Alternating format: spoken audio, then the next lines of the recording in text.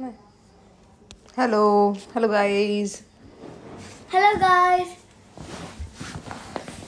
आज आमचा दिवस होता सोनपेठ ते नांदेड टूरचा.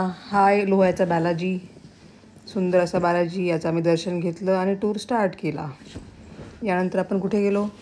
आम्ही नंतर देवीच्या मंदिरात गेलो. देवीचे मंदिर खूप डोंगरावर गेलो, सो आम्ही कारने गेलतो. देवीचं नाव होतं रत्नेश्वरी मंदिर, नांदेड.